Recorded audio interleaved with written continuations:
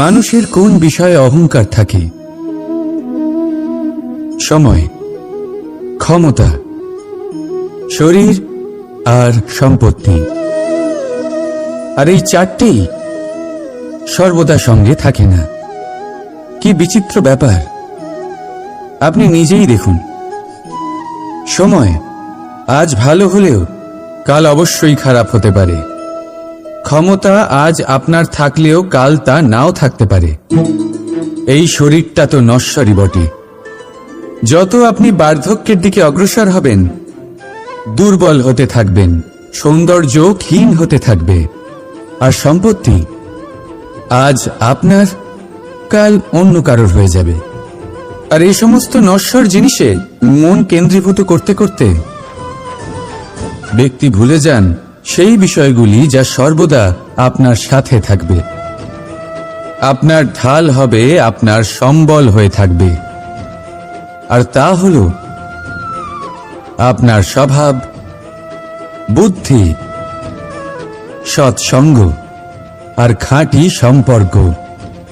নিজের স্বভাব শীতল রাখুন, কর্মে বুদ্ধির পরিচয় দিন, সর্বদা ভালো মানুষের সাথে সময় কাটান, আর খাঁটি সম্পর্ক সর্বদা পালন করুন। জীবনে সর্বদা সুখী হবেন। রাধা রাধা। সমস্যা। প্রত্যেকের জীবনেই সমস্যা আসা যাওয়া করে, আর প্রত্যেক মানুষ সমস্যা আসার পর তার সমাধান খুঁজতে উঠে পড়ে লাগেন। কিন্তু যখনই সমস্যার সমাধান হয়ে যায়, আমরা সুপ্রসন্ন হয়ে যাই এবং অসাবধানও হয়ে যাই। আমাদের মনে হয় যে আমরা সম্পূর্ণরূপে সমস্যার অন্ত করেছি, কিন্তু কোথাও না কোথাও একটা ছোট্ট বীজ রয়েই যায়। আর সেই বীজ আমাদের অসাবধানতার ছত্রছায়ায় বড় হতে থাকে, আর তারপর মহা সংকট হয়ে আবার আমাদের উপর আক্রমণ করে। এই সংকট যে কোনো রূপে আসতে পারে, কোনো শত্রুর রূপেও আসতে পারে, বা কোনো মহামারীর রূপেও আসতে পারে। সেই জন্য সব সময় সাবধান থাকাই উচিত। কারণ অসাবধান হলে কি হয়, আমাদের সুরক্ষা চক্রে একটা ছেদ উৎপন্ন হয়, আর আমাদের শেষ করতে পারে এমন এক বাণ সেই ছেদ বিন্দু হয়ে আমাদের হৃদয়ে প্রবেশ করতে পারে। তাই যে কোনো সমস্যার সমাধান করুন, জয়ী হন, উৎসব পালন করুন, কিন্তু সাবধানে থাকবেন। আসুন আর আমার সাথে ভালোবেসে বলুন রাধা রাধা। কর্ম, ধর্ম আর কর্তব্য, এই তিনটি একে অপরের সাথে জড়িত।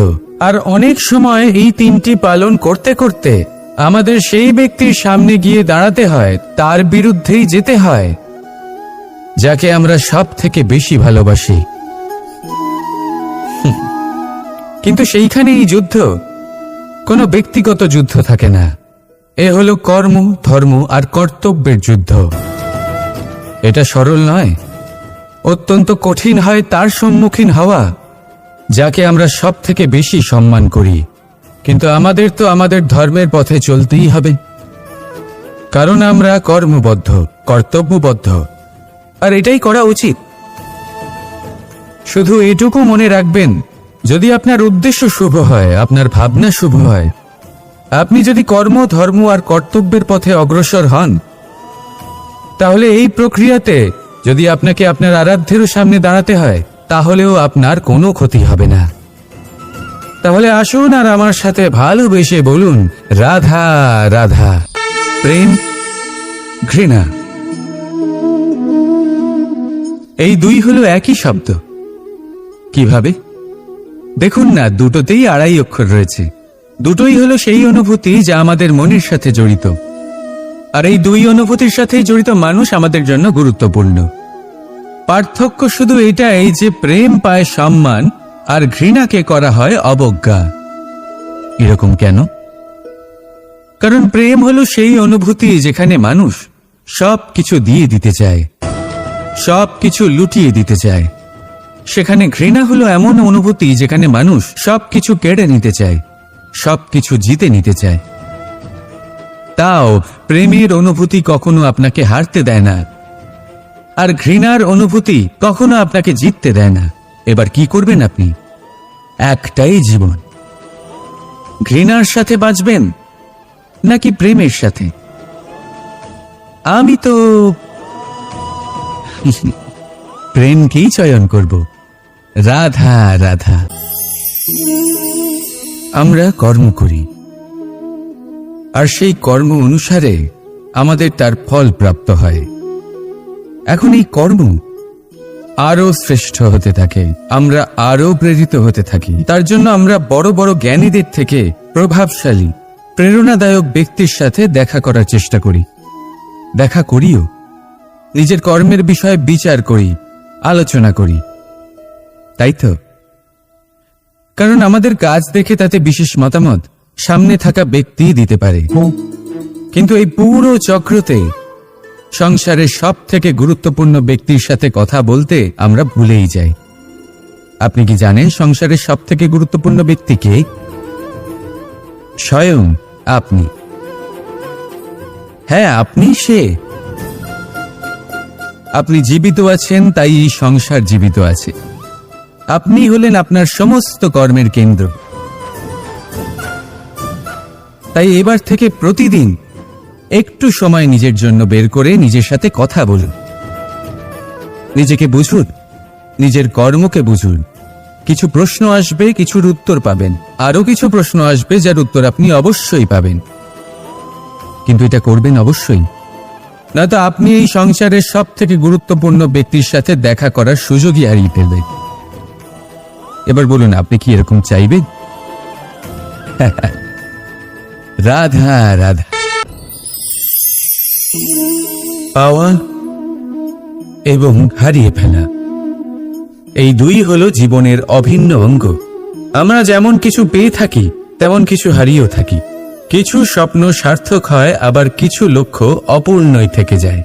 জীবনে এটা হয়েই থাকে, প্রত্যেকের জীবনেই এটা হয়ে থাকে। কিন্তু কারোর সাথে দেখা হলে আমরা কি ধরনের কথা বলি? আমরা সেই কথাই বলি যা আমরা হারিয়েছি। নিজেও দুঃখ পাই, আবার সামনের মানুষটাকেও দুঃখ দিই। তার থেকে অন্যরকম কিছু করার চেষ্টা করুন, ধনাত্মক চিন্তা করার চেষ্টা করুন। মন সেদিকেই দিন, স্মরণ শুধুমাত্র তাকেই করুন, গুরুত্ব তাকেই দিন যিনি আপনার কাছে রয়েছেন। যিনি আপনার কাছে নেই, তার আশায় কষ্ট কেন পাচ্ছেন আপনি?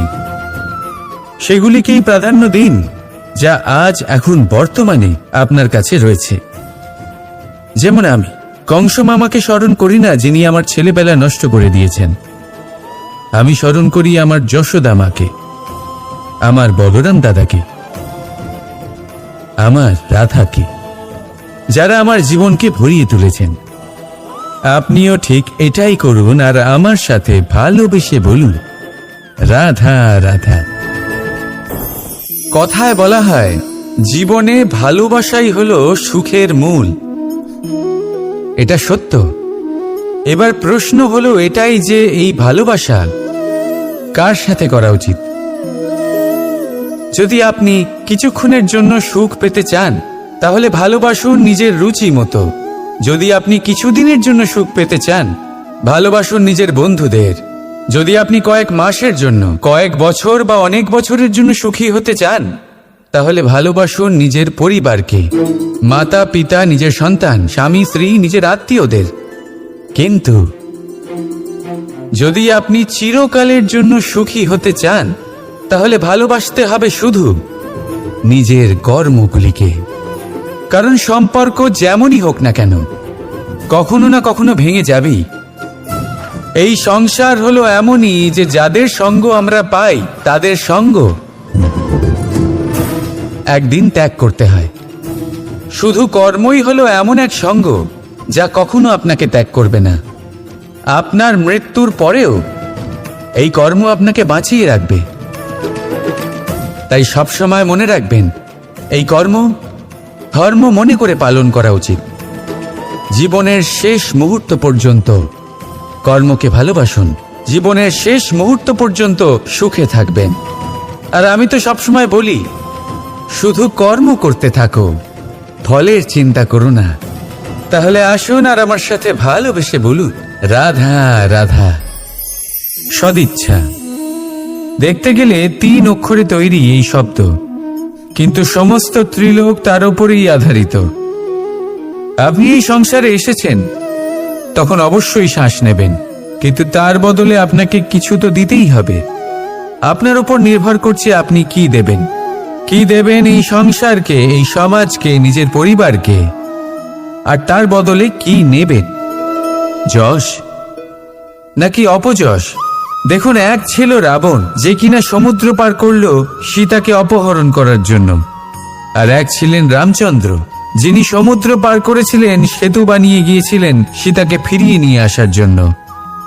দুজনেই সমুদ্র পার করেছিলেন, শুধু পার্থক্য ছিল সদিচ্ছাকে বোঝার, লক্ষ্যের। অনেক মানুষের যাত্রা একরকম হতেই পারে, কিন্তু আনন্দ তখনই লাভ করবেন যখন লক্ষ্য শুভ হবে, মহান হবে। এই লক্ষ্য দিয়ে এই সংসারের কল্যাণ হবে এবং মানুষের সম্মান হবে। যদি আপনার সংকল্প উচিত হয়, তাহলে আপনার লক্ষ্য উচিতই হবে, নয়তো শুধুমাত্র বিনাশ হবে। আর উচিত এটাই হবে যে বিনাশের হাত থেকে যেন নিজেকে বাঁচানো যায়, কি বলেন? তাই জীবনে যে লক্ষ্য স্থির করছেন, মনে রাখবেন তা যেন শুভ লক্ষ্য হয়। যদি এরকম হয়, তাহলে আপনার যাত্রা, আপনার জীবন দুটোই শুভময় হবে। আসুন আর আমার সাথে ভালোবেসে বলুন, রাধা রাধা।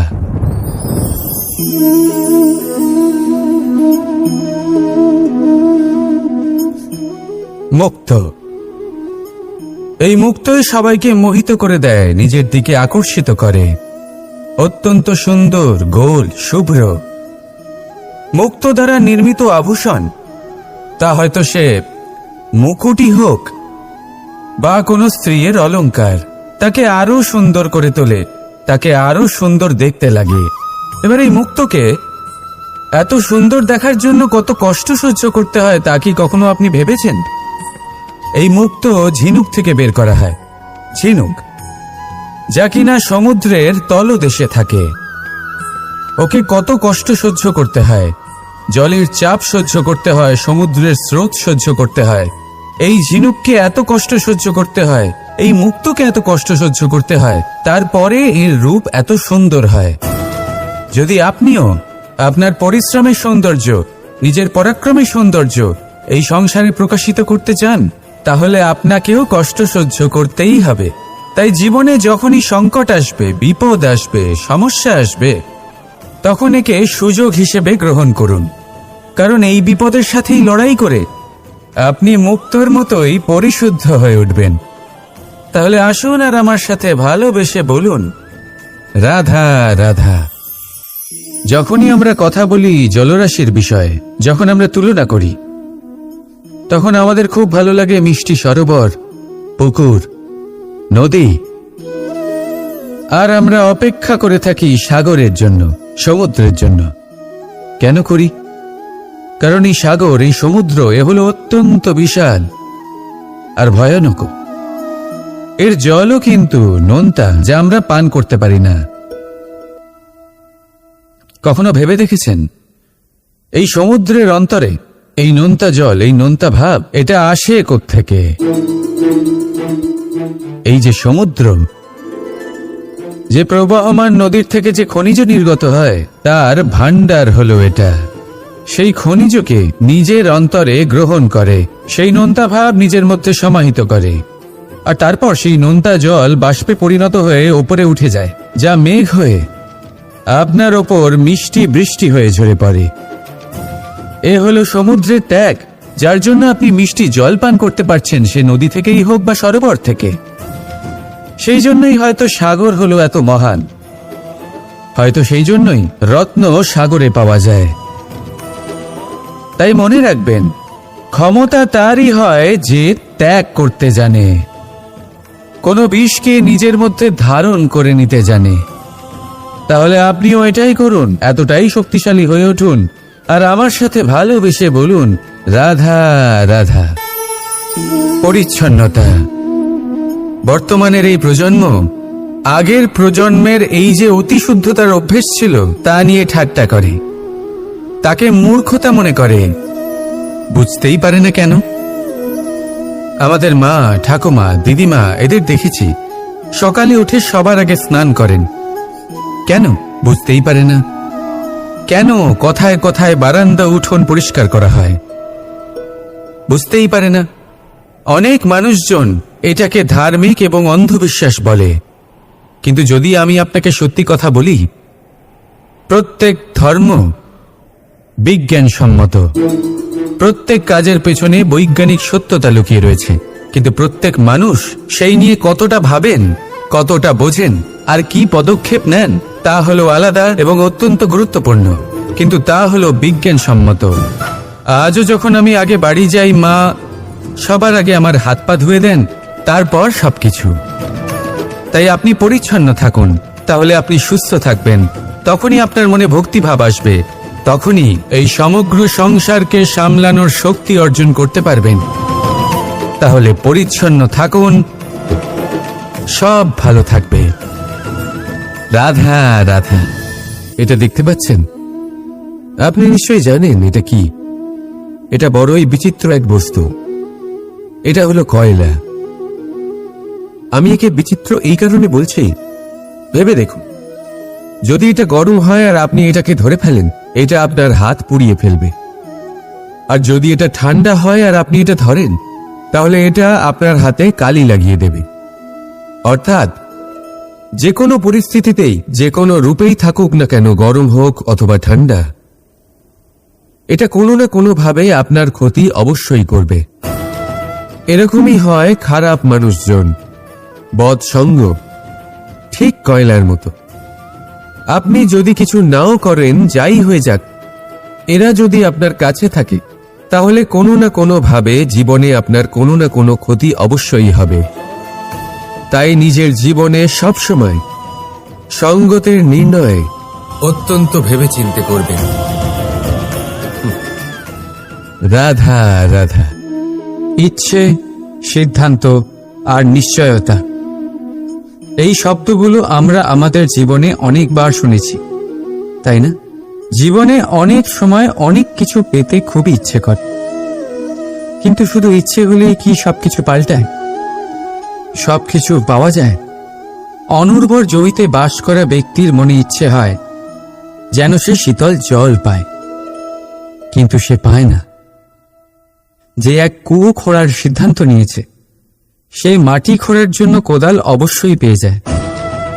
আর যে নিশ্চিত করে নিয়েছে, সে দেরি করে হলেও সেই শীতল জল অবশ্যই পেয়ে যায়। তাই জীবনে কেবল ইচ্ছে করবেন না, সিদ্ধান্ত নিন আর তারপর নিশ্চিত করুন, সব পেয়ে যাবে।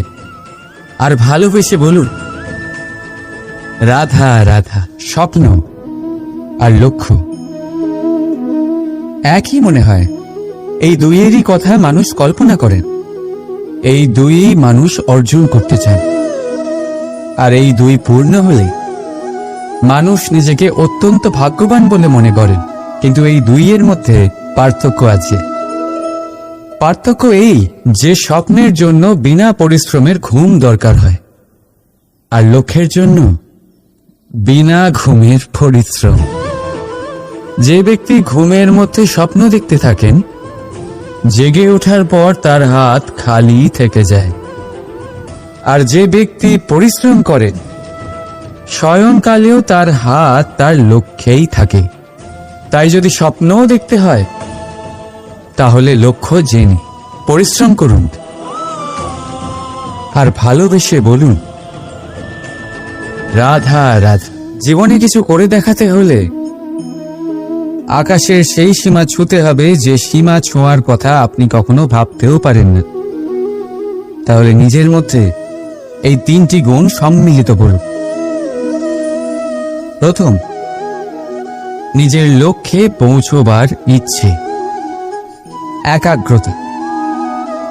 এ আপনার দ্বারা এমন কাজ করাতে পারে যা আপনি কখনো করতে পারবেন না। দ্বিতীয়, সাহস, সমস্যার সমাধান করার ক্ষমতা। এটা আপনার দ্বারা তাই করাতে পারে যা আপনি সত্যিই করতে চান। আর তৃতীয় হলো অভিজ্ঞতা। অভিজ্ঞতা আপনাকে বলে দেবে আপনার কি করা উচিত আর কি নয়। তাহলে যিনি ইচ্ছে, সাহস আর অভিজ্ঞতা এই 3 গুণকে সম্মিলিত করতে পেরেছেন, তাদের জন্য সংসারে এমন কোনো কাজ নেই যা তারা করতে পারেন। তারা সর্বদা প্রসন্ন হয়ে বলেন, রাধা রাধা। মানুষের একটা বিশেষ প্রবৃত্তি হলো তারা কখনো নিজেকে নিয়ে সন্তুষ্ট হন না, কখনো নিজেকে নিয়ে প্রসন্ন হন না। যা আছে তার থেকে বেশি পেতে চান, যা পেয়ে গেলেন তার থেকে আরো বেশি পেতে চান। নিজেদের জীবনে বদল,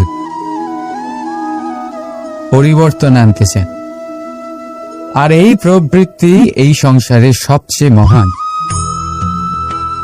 কারণ এই প্রবৃত্তির জন্যই সংসারের বিকাশ হয়।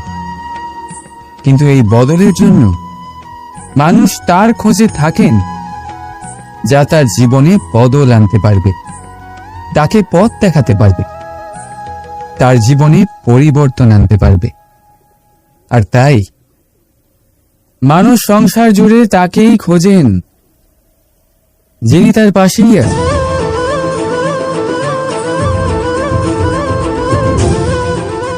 বলুন তো কে? যদি কেউ আপনার জীবন বদলাতে পারে তবে তাকে আয়নায় দেখ। আপনি নিজেই সে যে নিজের জীবন বদলাতে পারে, নিজেই নিজের পথপ্রদর্শক হতে পারে, জীবনে বদল আনতে পারে, পরিবর্তন আনতে পারে। তাই চিনুন নিজের অন্তরের শক্তিকে, আর এটা বিশ্বাস করুন যে এই সংসারে আপনার থেকে বেশি শক্তিশালী আর কেউ নেই। জীবন বদলে যাবে আপনার। আর অন্ধবিশ্বাস নয়, আত্মবিশ্বাসের হাত ধরুন। আপনার সমস্যা আপনা থেকেই দূর হয়ে যাবে। তাই ভালোবেসে বলুন, রাধা রাধা। প্রদীপ জ্বালানোর কাজ বড়ই আনন্দদায়ক। উজ্জ্বলতার এই শিখা যেন আত্মার মধ্যে গিয়ে মনে উল্লাস ভরে দেয়।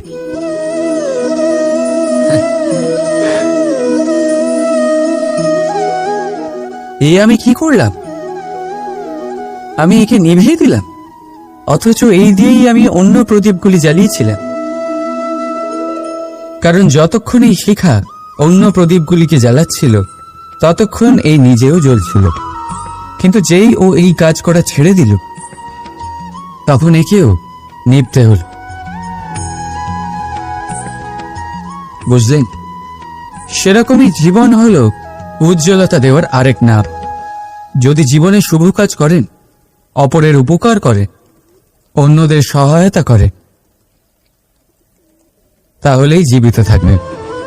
আর যেদিন এই কাজ করা আপনি বন্ধ করে দেবেন, শ্বাস প্রশ্বাস নেওয়া সত্ত্বেও মৃত হয়ে যাবেন। তাই যতক্ষণ শ্বাস চলছে আশারূপী উজ্জ্বলতা ছড়াতে থাকুন। বিশ্বাস করুন, মৃত্যুর পরেও আপনি অমর থাকবেন। তাই ভালোবেসে বলুন, রাধা রাধা। যবে থেকে যে প্রাণের অস্তিত্ব পেয়েছে তবে থেকেই আরো একটি শব্দ জন্ম লাভ করেছে, সংঘর্ষ।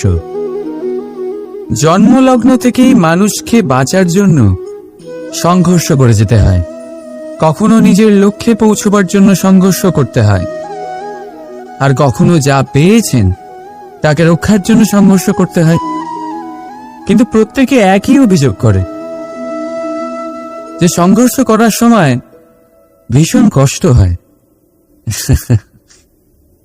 আপনি যোদ্ধা হলে প্রহার আপনাকে সহ্য করতেই হবে। সাঁতার শিখতে হলে জলে আপনাকে প্রবেশ করতেই হবে। পায়ের তলায় তাদেরই কড়া পড়ে যারা রোজ হাঁটেন, আর যারা হাঁটেন তারা নিজেদের লক্ষ্যে অবশ্যই পৌঁছন। তাই মনে রাখবেন, জীবন ততক্ষণই আছে যতক্ষণ কর্ম করবেন। তাই সংঘর্ষ করতে থাকুন, কষ্ট ভুলে যান, আর আমার সাথে ভালোবেসে বলুন রাধা রাধা। মানুষ সর্বদা ফলাফলের কথা ভাবে, যে আমি যা করতে চলেছি তার ফল কি হবে, তার পরিণাম কি হবে। কিন্তু এর চিন্তা কেন? কারণ কর্ম যদি শুভ হয় তাহলে তার পরিণাম খারাপ হতেই পারে না। শুভ চিন্তা নিয়ে যারা কর্ম করেন তাদের ফলের চিন্তা কিসের? যারা ফুল বিক্রি করেন তাদের মাঝে সাঝে কাঁটা নিশ্চয়ই ফোটে, কিন্তু সুগন্ধ তাদের হাতে থেকেই যায়। হীরের সন্ধানে কয়লার খনিতে নামা ব্যক্তি কালিমা লিপ্ত হয়ে গেলেও তার হাতে হীরে অবশ্যই থাকে। তাই শুভ চিন্তা নিয়ে কর্ম করে যান, পরিণাম শুভই হবে। আর ভালোবেসে বলুন রাধা রাধা। মন, মানুষ, মান, এই তিনেরই প্রারম্ভ ম দিয়ে হয়, তাই না? কিন্তু আজ আমরা কথা বলবো মানের বিষয়। মানই সেই ভাব যা আমাদের মনকে সন্তুষ্ট করে। এই কলসিতে ভরা জলের মতন, যে জল এই পাত্রতে থাকার দরুন এর অস্তিত্ব বজায় থাকে। এবার মান থেকে আসে আত্মসম্মান আর অভিমান, আর এই দুইয়ের মধ্যে তফাৎ অনেক। যে জল এই পাত্রের মধ্যে সংরক্ষিত তা হলো আত্মসম্মান, যা আমাদের মনের সম্বল, অবলম্বন, যা এই পাত্রের মধ্যে শীতল থাকে আর যিনি পান করেন তাকেও শীতল রাখে। আর যে জল এই পাত্রের বাইরে উতলে পড়ে তা হলো অভিমান, যা বাইরের উত্তাপে বাষ্প হয়ে উবে যায়। সর্বদা মনে রাখবে, আত্মসম্মান আপনাকে দৃঢ় করে, আপনাকে শক্তি প্রদান করে, আর অভিমান আপনাকে দুর্বল করে দেয়। তাহলে কি হতে চান আপনি? আত্মসম্মানী নাকি অভিমানী? সিদ্ধান্ত আপনার। রাধা রাধা। সমস্যা, প্রত্যেকের জীবনেই সমস্যা আসা যাওয়া করে, আর প্রত্যেক মানুষ সমস্যা আসার পর তার সমাধান খুঁজতে উঠে পড়ে লাগেন। কিন্তু যখনই সমস্যার সমাধান হয়ে যায় আমরা সুপ্রসন্ন হয়ে যাই এবং অসাবধানও হয়ে যাই। আমাদের মনে হয় যে আমরা সম্পূর্ণরূপে সমস্যার অন্ত করেছি, কিন্তু কোথাও না কোথাও একটা ছোট্ট বীজ রয়েই যায়, আর সেই বীজ আমাদের অসাবধানতার ছত্রছায়ায় বড় হতে থাকে, আর তারপর মহা সংকট হয়ে আবার আমাদের উপর আক্রমণ করে। এই সংকট যে কোনো রূপে আসতে পারে, কোনো শত্রুর রূপেও আসতে পারে, বা কোনো মহামারীর রূপেও আসতে পারে। সেই জন্য সবসময় সাবধান থাকাই উচিত, কারণ অসাবধান হলে কি হয়, আমাদের সুরক্ষা চক্রে একটা ছেদ উৎপন্ন হয়, আর আমাদের শেষ করতে পারে এমন এক বাণ সেই ছেদ বিন্দু হয়ে আমাদের হৃদয়ে প্রবেশ করতে পারে। তাই যে কোনো সমস্যার সমাধান করুন, জয়ী হন, উৎসব পালন করুন, কিন্তু সাবধানে থাকবেন। আসুন আর আমার সাথে ভালোবেসে বলুন রাধা রাধা। কর্ম, ধর্ম আর কর্তব্য, এই তিনটি একে অপরের সাথে জড়িত, আর অনেক সময় এই তিনটি পালন করতে করতে আমাদের সেই ব্যক্তির সামনে গিয়ে দাঁড়াতে হয়, তার বিরুদ্ধেই যেতে হয়, যাকে আমরা সব থেকে বেশি ভালোবাসি। কিন্তু সেইখানে এই যুদ্ধ কোনো ব্যক্তিগত যুদ্ধ থাকে না, এ হলো কর্ম, ধর্ম আর কর্তব্যের যুদ্ধ। এটা সরল নয়, অত্যন্ত কঠিন হয় তার সম্মুখীন হওয়া যাকে আমরা সব থেকে বেশি সম্মান করি, কিন্তু আমাদের তো আমাদের ধর্মের পথে চলতেই হবে, কারণ আমরা কর্মবদ্ধ, কর্তব্যবদ্ধ, আর এটাই করা উচিত। শুধু এটুকু মনে রাখবেন, যদি আপনার উদ্দেশ্য শুভ হয়, আপনার ভাবনা শুভ হয়, আপনি যদি কর্ম, ধর্ম আর কর্তব্যের পথে অগ্রসর হন, তাহলে এই প্রক্রিয়াতে যদি আপনাকে আপনার আরাধ্যেরও সামনে দাঁড়াতে হয়, তাহলেও আপনার কোনো ক্ষতি হবে না। তাহলে আসুন আর আমার সাথে ভালোবেসে বলুন, রাধা রাধা।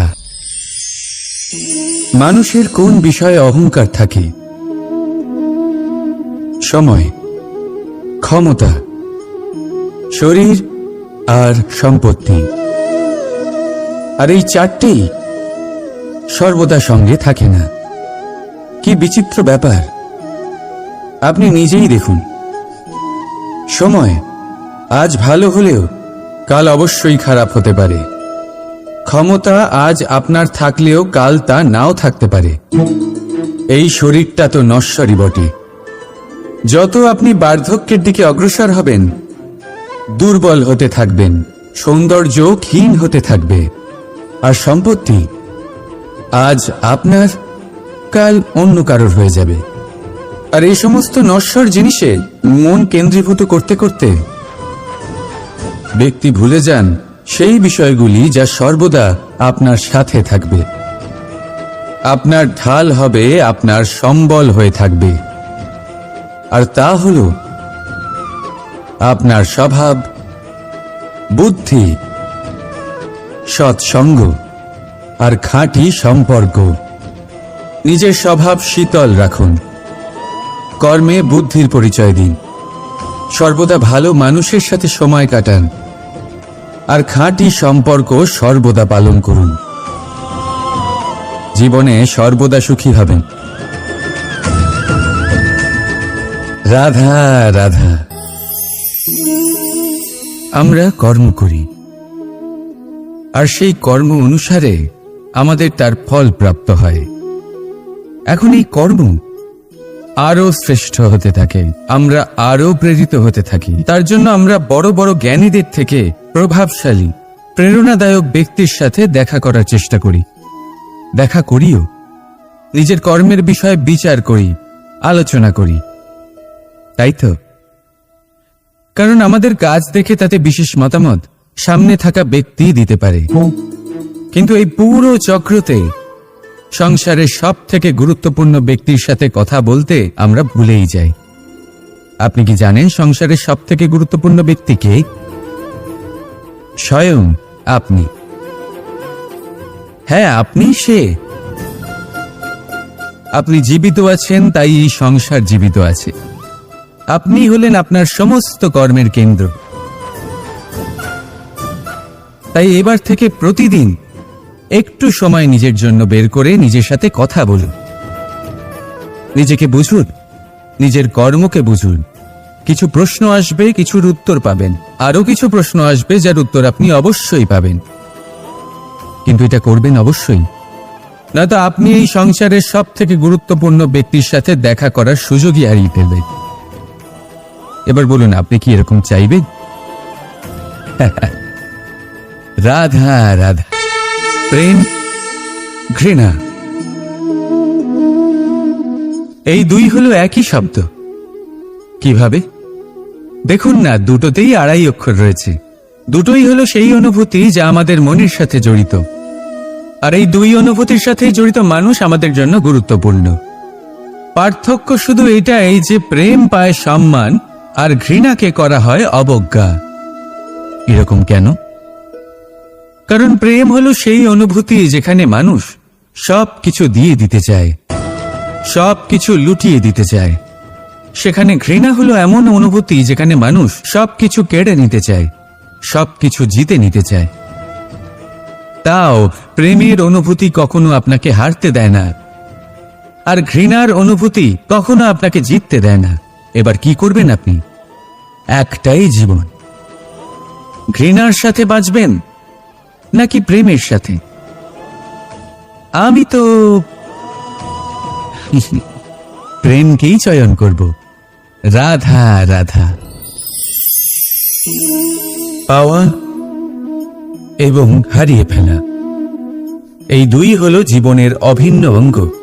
আমরা যেমন কিছু পেয়ে থাকি তেমন কিছু হারিয়েও থাকি। কিছু স্বপ্ন সার্থক হয়, আবার কিছু লক্ষ্য অপূর্ণই থেকে যায়।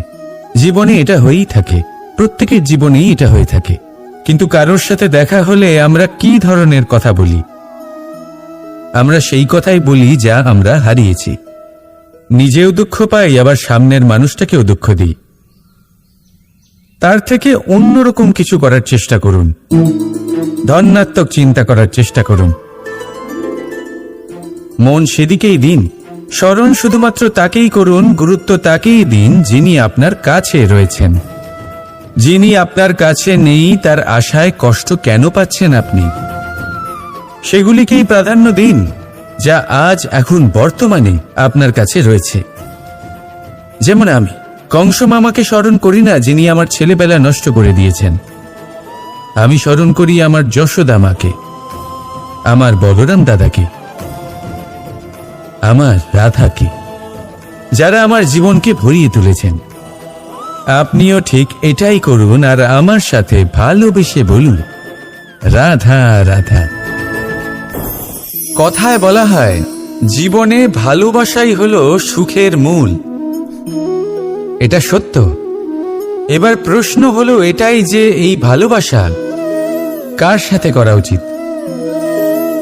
যদি আপনি কিছুক্ষণের জন্য সুখ পেতে চান তাহলে ভালোবাসুন নিজের রুচি মতো।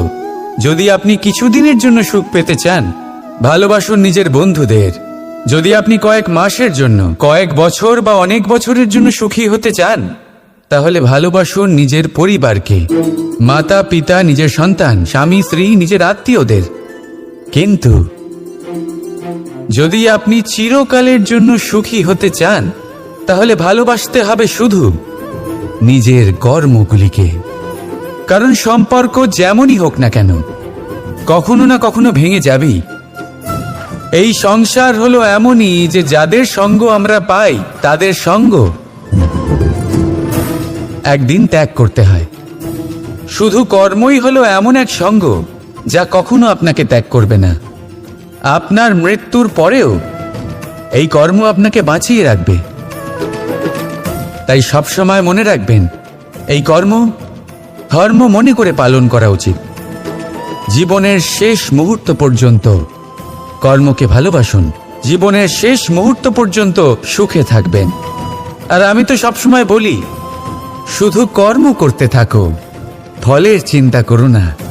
তাহলে আসুন আর আমার সাথে ভালোবেসে বলুন, রাধা রাধা। সদিচ্ছা। দেখতে গেলে 3 অক্ষরে তৈরি এই শব্দ, কিন্তু সমস্ত ত্রিলোক তার উপরেই আধারিত। আপনি এই সংসারে এসেছেন তখন অবশ্যই শ্বাস নেবেন, কিন্তু তার বদলে আপনাকে কিছু তো দিতেই হবে। আপনার উপর নির্ভর করছে আপনি কি দেবেন। কি দেবেন এই সংসারকে, এই সমাজকে, নিজের পরিবারকে, আর তার বদলে কি নেবেন? যশ নাকি অপযশ? দেখুন, এক ছিল রাবণ, যে কিনা সমুদ্র পার করল সীতাকে অপহরণ করার জন্য। আর এক ছিলেন রামচন্দ্র, যিনি সমুদ্র পার করেছিলেন, সেতু বানিয়ে গিয়েছিলেন সীতাকে ফিরিয়ে নিয়ে আসার জন্য। দুজনেই সমুদ্র পার করেছিলেন, শুধু পার্থক্য ছিল সদিচ্ছাকে বোঝার লক্ষ্যের। অনেক মানুষের যাত্রা একরকম হতেই পারে, কিন্তু আনন্দ তখনই লাভ করবেন যখন লক্ষ্য শুভ হবে, মহান হবে। এই লক্ষ্য দিয়ে এই সংসারের কল্যাণ হবে এবং মানুষের সম্মান হবে। যদি আপনার সংকল্প উচিত হয় তাহলে আপনার লক্ষ্য উচিতই হবে, নয়তো শুধুমাত্র বিনাশ হবে। আর উচিত এটাই হবে যে বিনাশের হাত থেকে যেন নিজেকে বাঁচানো যায়, কি বলেন? তাই জীবনে যে লক্ষ্য স্থির করছেন মনে রাখবেন তা যেন শুভ লক্ষ্য হয়। যদি এরকম হয় তাহলে আপনার যাত্রা, আপনার জীবন দুটোই শুভময় হবে। আসুন আর আমার সাথে ভালোবেসে বলুন, রাধা রাধা।